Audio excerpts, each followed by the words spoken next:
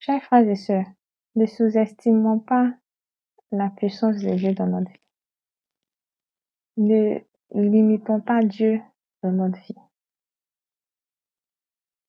Ne limitons pas la capacité de Dieu à agir dans notre vie, dans notre quotidien. Ce matin, j'étais en train de méditer sur la Sourate 39 et le verset 67. Bon, Allah subhanahu wa ta'ala dit que on ne l'a pas estimé à sa juste valeur. Et ça m'a fait réfléchir. Je me suis demandé, dans notre vie, comment est-ce qu'on sous-estime notre Seigneur? Et ce qui est paradoxal, c'est qu'on se surestime nous-mêmes, mais on sous-estime Allah. Et peut-être qu'il est question pour nous de faire entrer Dieu et sa puissance dans notre vie, dans nos épreuves, dans nos deuils, dans nos divorces, dans nos célibats, dans notre chômage, dans notre maladie. Parce que Allah, il est capable de toutes choses. Il est capable de nous restaurer. Il est capable de nous régénérer. Il est capable de nous conduire là où on n'aura jamais vraiment imaginé être. Allah, c'est Allah. Il peut faire toutes choses en tant que Al-Aziz, en tant que Al-Qadir. Il est capable de tout. Mais il nous donne toujours ce qui est meilleur pour nous. Ce n'est pas parce qu'on a des restrictions dans notre vie que notre Seigneur est limité, il est impuissant, il est insuffisant.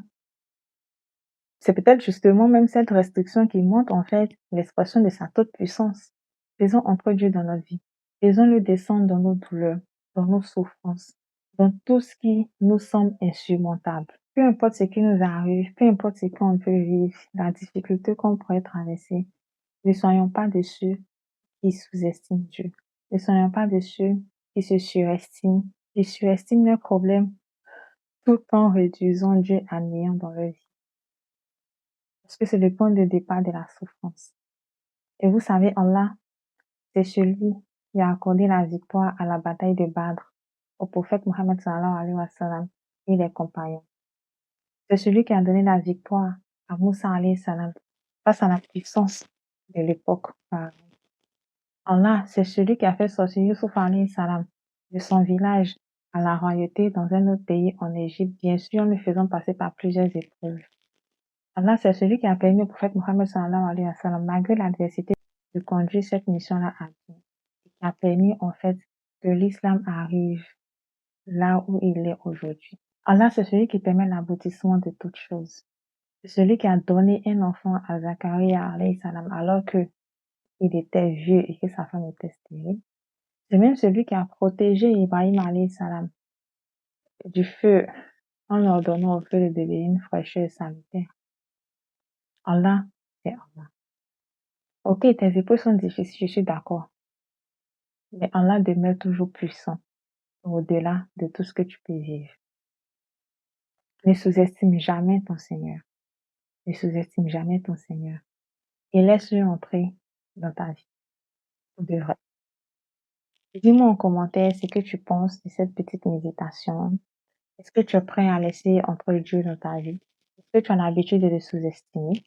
Est-ce que tu rencontres des difficultés à lui faire confiance, à estimer ne serait-ce qu'un petit peu sa puissance?